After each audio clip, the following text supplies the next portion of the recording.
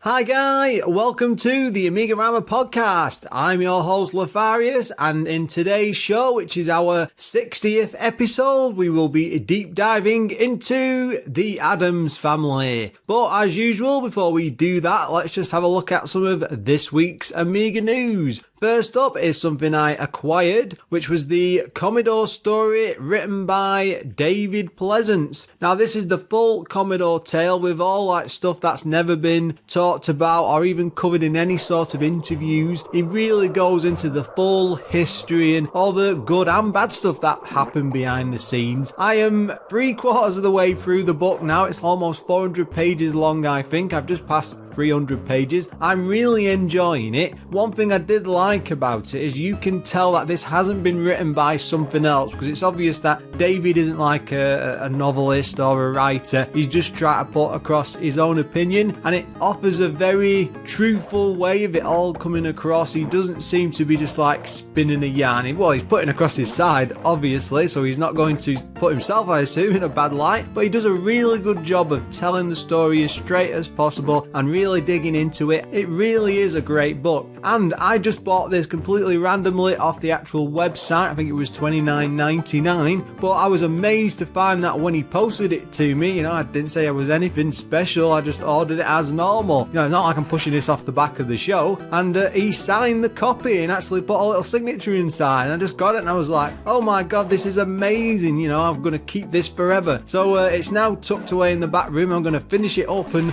maybe frame it or cover it in cellophane or something like that. That just sound a bit crazy, doesn't it? Anyway, I am chuffed to bits with it. It's well worth picking up and it's a good read, so I well recommend it. Now, next up is something I noticed after I posted our R-Type review. I am always a couple of weeks off with the news. That's because I tend to do 2 shows ahead. I record one for the week for everybody else, and everyone on Patreon on the $4 level, of course, gets to download next week's show a bit early. And of course, I was amazed to see that over on the Facebook page that one of the developers behind R-Type actually stepped forward. He's called Lutz, just to say a few kind words about the episode. I was chuffed to bits he'd even watched it, and he just wanted to make a comment about something I got a bit wrong in the history part. He said, just for the record, we didn't have all of the game engines ready to develop the actual game. We had to create new ones during the short development time we had. So sadly, we couldn't implement parallax scrolling and make the gameplay as arcade perfect as possible for the Amiga. We had to keep to a deadline. R-Type was our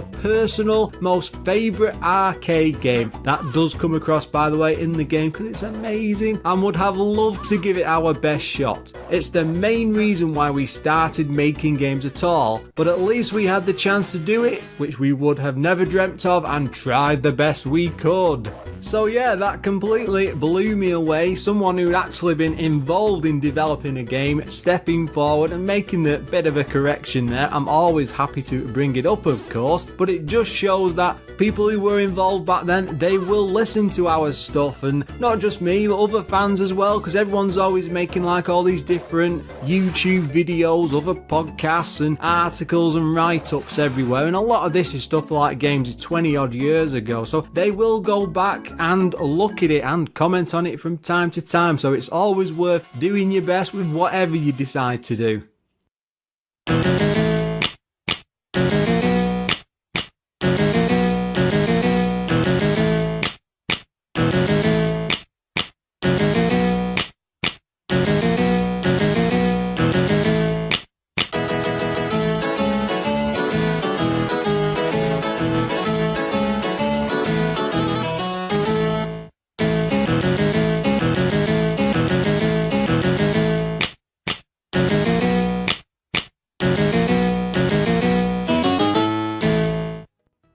let's take a close look at this week's game, which is the Addams family. I do have a fair bit of experience with this, especially the Super Nintendo edition. It was a game that I rented with a few friends and we would like split it between us over several months. I think it was around a Christmas period. It would have been 92, 93, something like that. We became highly addicted to this. It was an awesome platformer on the SNES, so of course coming back, I never played it on the Amiga back in the day, so I was very worried that I might not get on with it, see what it was like, because there is, I believe, a big difference between the two versions, and this gets touted as some people's like all-time favourite Amiga platformer and one of the best games on the system, and I'm always a bit scared of going back to these ones because someone's always going to get upset with me, but I will try my best and we will dig our heels in and see what we can come up with. The game was published by Ocean Software. They did games like A-Train. That's one I keep thinking of going back to on and off. It was a very addictive game as I recall as a kid, but whether or not it holds up today is another question entirely. And I've had discussions on the Facebook page and the Discord room even, just to say like, do you guys actually want me to tackle simulation, these sort of battle games and these longer planning ones? They're not as fast paced as things like platformers or driving games and sports games even. They do have their own appeal and I'm a big fan of them, but I'm not so sure if everyone who listens to the show is. It's something I am seriously considering though. Anyway, let's get back in there. Sorry, the published games. Next up is Chase HQ, Dennis, I think that's Dennis the Menace, Ivanhoe, Jungle Strike, we've done Desert Strike before, Narc, etc, etc. They were huge, and probably the biggest game they did that I've ever covered, I think, is Batman the Movie. Now, the developer, of course, for this was Ocean as well. Again, Batman the Movie, Lethal Weapon, I think that's a similar sort of thing. It's a platformer, something called Skitchin. I wonder if that involves rollerblades or skateboards. It sounds like that sort of a game. Universal Monsters, which never actually got a release, but I think there's a leaked beta copy out there in the world somewhere. It came out in 1992 and it was only on one floppy disk. It was a single player game and priced at £25.99. Now, there's only one coder behind this, and he was called James Higgins, who was responsible for Navy SEALs. I think that's based on a very famous film. Graphics by Simon Butler, who did games like Nine Lives, Dennis, Elf, Platoon, Total Recall, Worms, etc, etc. Wow, Worms as well, he did work on a lot. And Warren Lancashire, who also worked on Gemini Wing. I think that's a shooter. The music for the game was done by Jonathan Dern, who also did tunes for Batman, Darkman. I think that's another movie tie-in. Is that the one with Liam Neeson? This is really dredging my memory. Pushover, quite a good game. We did that a long time ago. Rambo 3, Voyager, and a fair few others. Another one of these big Amiga, is a composer the right way for it, or he was responsible for the music anyway. So let's just dig into some of the development stuff. Now, originally there was an ST and Amiga version of this, which were like the primary focus that were being worked on, but as the Super Nintendo came out and it was becoming a bigger and bigger system, especially in UK and Europe, they shifted the focus and made it all about being for the Super Nintendo. Now, they had just received a SNES development kit at the time, so it was all brand new to them, and they were really eager to do something special. Now, the Amiga version doesn't have backgrounds, and that's simply because they wanted to keep the game at a good frame rate. The Amiga 1200 simply didn't exist at this point, and they were working on the A500 systems and stuff, so they did the best they could, but because it was limited development time as well, they had to do their best. Now, they could have fixed the issues that happened with the Amiga, I'm sure, that because the backgrounds were linked to the frame rate, but again, when you haven't got the time left and you're rushing this out as a movie license, you want it with the actual release date for the film, and they really had to pull their fingers out. And I'm sure they could have fixed a lot of the issues if they've just had more time to do it. During the initial stages of development, they wanted the game to be more like AMIGArama, but as platformers were really starting to become like all the rage, I think this is like the knock-on effect of Super Mario World and Sonic to some degree, it just seemed a natural fit to squeeze the Addams Family world into, well, this platformer. Now, despite it being a movie license, they didn't actually receive any sort of script or storyboards from the film. They only had pictures of the actual movie cast, which is a very strange thing to work off. So what they did was match the style of the game to the original TV show, which I think was out in the 60s, as well as the cartoons, which were doing another round at the time and getting very, very popular. When they did actually receive some info later on in development, it was simply too late, so they decided to base the entire story around the family being evicted from the home. That's sort of what's happening in the movie. It's a very simplistic story, so you could say the two were linked, but vaguely. It looked good enough for a movie tie-in title anyway.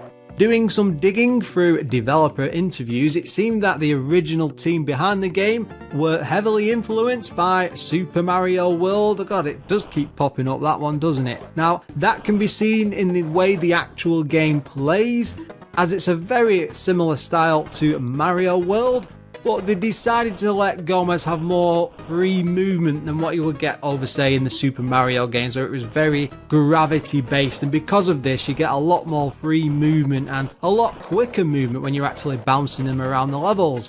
The license for it was seen as a pretty big deal by Ocean. They were even implementing focus testing to make sure the game was actually right, which is pretty unusual for the time. Again, this is the early 90s. Games were not seen as a big marketing plus, and a lot of the movie studios weren't really involved in like what happened to the licenses and stuff, and this was still in those early stages as they were sort of coming round to it. And it seems to show in the time the game was developed. From what I could find out online, it seemed to be just over a period of 4 months, mainly focusing on the Super Nintendo edition, and then a few weeks when they went back to the original Amiga port and make it all link up and look pretty for each other, I think anyway. Gomez, as the main character, runs at a much higher speed than everyone else in the game. He's set to 60 or 50 frames per second, with the rest of the enemies scrolling at around 30 to 25 frames. That doesn't mean much to me, I'm afraid to say, though looking at it when you play the game you can see a huge difference in speed, and that's probably why Gomez seems to be a lot faster than Mario and even Sonic, I think, to some degree. It makes it feel really quick, and it's a very neat trick what they've done there, because it makes the game feel a lot faster than what it actually is. Now, one of the big characters, Thing, or the hand which is shown in the cutscenes, is not taken from the movie or any photoshops. It's actually Simon Butler's, the guy behind the graphics, and he created that in a single weekend, which is quite impressive considering the tools they would have had to do this sort of thing at the time. Now, it did have a sequel called Pugly's Scavenger Hunt, which was very similar, used a very similar engine, and they tidied everything up, added more tricks and made it more of a complicated game, though it never sold anywhere near as much as the original Amiga game, and it never actually received an Amiga port, which is very odd for the time. Now, the Addams Family was ported to the Atari ST and the E, Nintendo Entertainment System, SNES,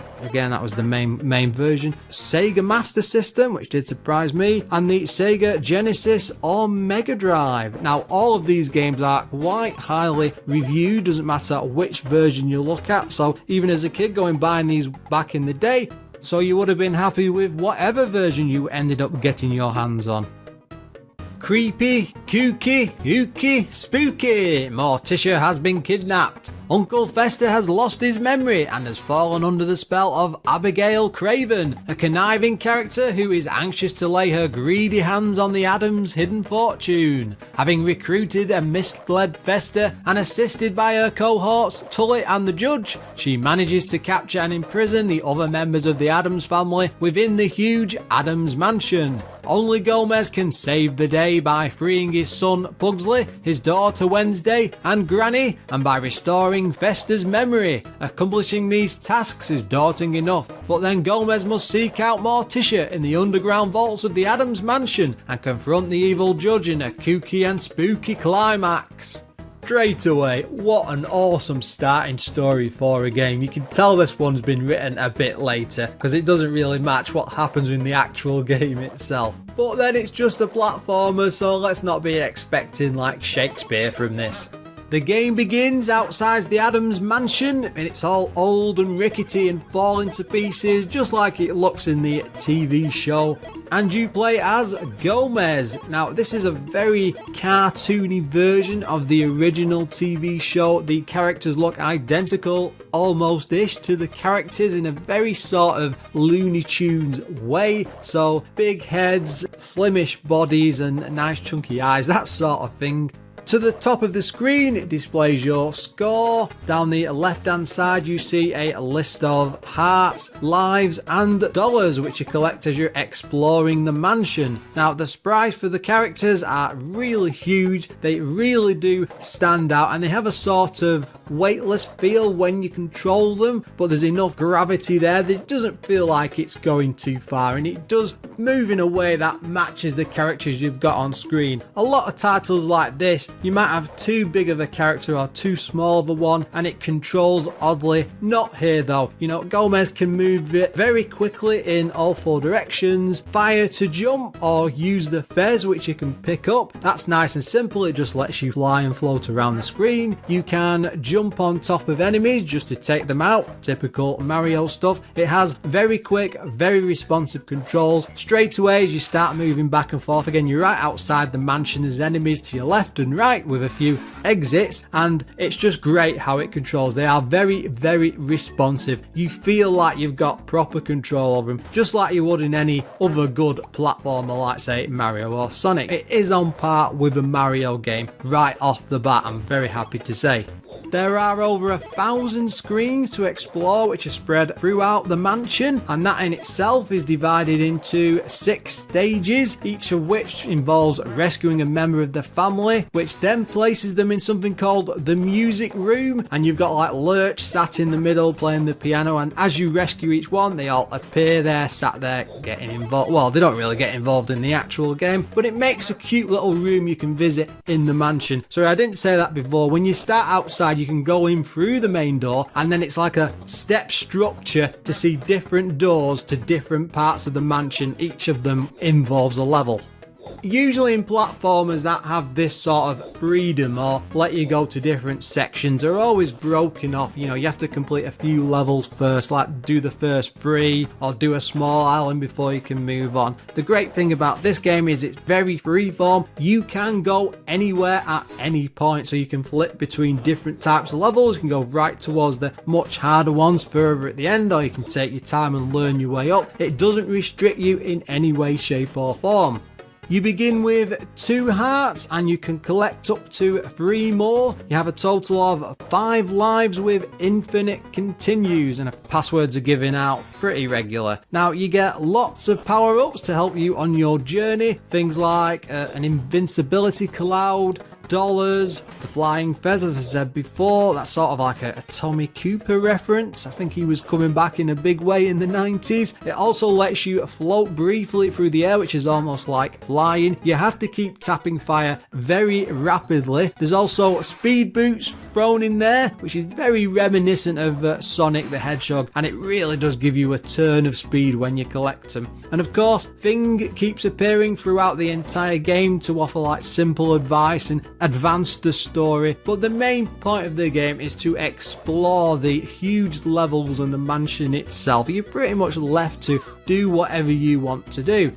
As mentioned earlier, Gomez is much quicker than anything else within the mansion, and he moves at a pretty amazing pace. It really is a fantastic technical achievement to see this in action, because you really do feel like you're fully in control and you can nip around, and sort of like what Sonic the Hedgehog should have been, really. I mean, it's at the expense of the issues with the frame rate, I suppose, and stuff, and sorry, the lack of the backgrounds. though it gives it that turn of speed that the other versions don't have. The graphics within the game are really gloomy, yet they're also incredibly gorgeous. It definitely has some of the best sprite works I've seen, especially for this time period around 91 and 92. It's filled with piles upon piles of enemies, and they're all very spooky, like ghosts and haunted things. I think there's even rabbits and odd stuff in there. They really have gone to town with the number of characters included, and a lot of these might repeat in some of the levels, but it's only within that actual section of the mansion you're in, so you're not getting like copy and paste stuff across all of the levels, and it does mean that they're quite unique to some areas, and it makes parts of the mansion look pretty good. Little bits of dialogue do appear throughout each of the areas, which you get by tapping it's like things box, which help push the atmosphere of the game. Really does feel like you're in the Addams family world, and I like the little touch of the graphics, and the little brief paragraphs you do get tend to be quite funny and humorous, and it does push you on to explore more and more of the mansion. One of the most outstanding things of the game has to be the music, especially that opening theme. It really does do a good rendition of what appeared on the original show, and I'm assuming that's what they reused for the movie and stuff. It sounds on par, it's there, it's what it should be, and the fact that I was bopping along and I've included it as the main tune I've picked to show off in the show should show you how good I thought it actually was. It really does have some amazing, spooky and sort of dangerous tunes, and often a lot of them are very cheeky and mixed in with this bit of dark humour as well. It's really worth listening to some of the songs in this. Now, the sound effects are as you would expect them to be. They don't go too far over the top, and it makes it more fun because they tend to be matched to the area you're actually in, so it's not like it's copy and paste those sound effects and then chuck them out all over the show. No, they really do go overboard with the amount of sound and music that's mixed into this game, and they don't always do this with Amiga titles, and I was very pleased to see that they've gone that extra level and really gone overboard with it. In typical platformer style, there's also a very good range of bosses to levels. None of these are too taxing, and it's all very simplistic patterns which you have to learn. But like one in particular that stood out was like the bird flying around the trees with the eggs in the nest. Very, very detailed, neat little ideas, and you can really tell that a lot of love has gone into the design of the levels and the bosses and so on. It really does stand out and puts it above a lot of other stuff that was on the market at the time. No game, of course, is ever perfect, and it does have its share of issues. First up, the lack of backgrounds behind the actual levels. Now, if you played any other version of this on any other system, it really is a big problem. Every part of the mansion in the other versions is there. You know, if you're in the vault and you can see the piles of cash, you're in the kitchens with the counter, and they're only like simple designs, but in this, for the technical aspect, they've removed them all and just made it black. And it really can spoil the exploration of these different areas, because as you go into somewhere new, it'll be like a different type of floor. Say it's like wooded for a forestry area, or ice when you're in like the kitchen, or the ice type levels, or the sewer, that sort of thing. The only thing that changes is the floor itself and the enemies, I suppose, to tie it all together, and that's a real shame. On the other versions, there are room names when you go into each part of the mansion, and you can easily figure out where you actually are just at a glance, and it stands out usually at the top of the screen. But the Amiga port doesn't have this whatsoever, and although you can figure it out, it's just a little bit of an annoyance which happens all the time, and it just sort of interfere with me wanting to go and explore different parts of the mansion, because they all effectively look the same. It just got like, you know, different enemies and stuff dotted around. I think as well, if you played any of the other versions, this one does not have the weapon, which is effectively a sword, and it's only got a single button. Now, that's not something you'll notice if you've only ever played the Amiga version, because the game is good enough to enjoy. Aside from that, it doesn't really cause any issues, but it's a bit like knowing that in Super Mario Brothers you can sling the fireball if you can collect the flower, and then you get to this and you know you can do the same, but then you never see the actual weapon to collect the sword to bounce around with. And if you played anything else, it's just a little niggle in the back of your mind. It's always there, oh, this part would be much easier, I could just fly through this bit and use a little tiny bit of combat. It just adds a bit more to the game. It's a real shame that they couldn't put it in.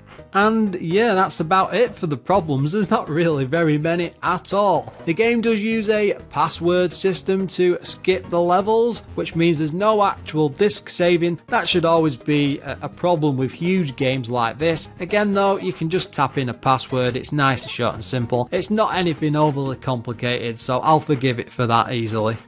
Let's have a look at the magazine scores. Now, most of them absolutely love this game. CU Amiga gave it 95%, Amiga Action 94%, The One 90%, then Amiga Power dropping off a bit at 88%, and lastly Amiga Format, which is probably the lowest, at 78%. It really was seen as a AAA game across the board, and even Amiga Format didn't pick too many issues with it. It's a bit of an odd score really for them. Now for me, I really do want to love this as a game on its own, and I can see why all the magazines were going crazy about it and rating it so highly. And it probably has one of the best ever renditions of that classic theme. I mean, that's true Amiga music power there, but its biggest crime is removing the names and the backgrounds. Because for me, again, this is just my opinion, you might differ from me, because this is a very big Amiga game. This is as close to AAA as the Amiga gets, but for me it just felt a bit empty. I still often go back to the SNES version, and I just feel with these missing elements that I just don't want to go back to the Amiga one. Even though it is a good game, it's just missing too much. And for once, I'm sorry to say that, graphics really do matter, and I really do wish they'd have been able to get them backgrounds in. And I can understand, like, you don't using the room names at the top, it's just a bit of fluff, but again, it just adds to that little bit, especially when you're in like a dark blackish mansion and there's nothing in the background and there's no text telling you where you actually are. The rest of the game though is gold. They just get so much right, and it's just a real shame. The speed of the game and the way Gomez dots around and the way it works against the enemies, it's fantastic. The music is absolutely lush. The characters and the levels and the enemies and stuff, it all looks great. There's lots and lots to see and do, but for me there's a more definitive version out there, so it's the Super Nintendo one. That's the one that will always draw me back, and I just wonder, why should I play the Amiga one when I've got access to this at the same time? As a kid though, if I would have had a choice between all the different versions, I would go for the Super Nintendo one every single time. Stuff like the lack of the sword as a pickup, that's very annoying, and though it isn't game breaking, I think with a bit of fiddling of the controls, or I don't know, maybe something like down and fire, or fire and then tapping up to use it to slash, it could have been put in there, or even assign it just to a key on the keyboard if they didn't want to go past the joystick. There's different things they could have done as a pickup, and it's a real shame that they've just not bothered with it. Overall, this is a fine game. It just struggles to break the surface. You know, if only it had those extra bits just to push it past and truly be one of like the Amiga's greats. It's just, sadly for me, it just doesn't go far enough. It's just lacking in a few areas where if they'd have just got a little bit more there, they'd just been able to get past them parts, I'd have been all for it. A lot of that though, it's all based on time and place. I experienced this on the SNES back in the day. Coming to this, it feels like a lesser version of a fuller game. You might not have tackled this at all, in which case I would say go for the Amiga version because you're an Amiga fan like me. It's always the first place to go. Try and keep away from the SNES version because it might just push you over the edge and keep you away from what is a very competent and very good platforming game for the Amiga. It's one of those games you really need to try and decide for yourself. Don't let some monkey like me tell you what's right or wrong. You might love this game to bits, and in which case, good on you. Games are there to be played. And that sadly brings us to the end of this week's show. As usual, I would just like to take a moment to send out a huge thank you to all of our Patreon supporters. You can join this illustrious list on patreon.com/AMIGArama, and they are Adam Bradley, Darren Coles, Figgy CTZ, Graham Vebke, Glenn Milford, Jason Warnes, O'Brien's Retro and Vintage, Retro Ravi, Richard Legg, Sneff and Treble. And if you have anything you'd like to say about this week's show, you can either drop me a line on lefarius@amigarama.com, pop along to Twitter, which is @AmigaRamaPod, come along to the Facebook page, which I said before, or even just drop a comment over on the main AMIGArama website, which is amigarama.com. Until next time, guys.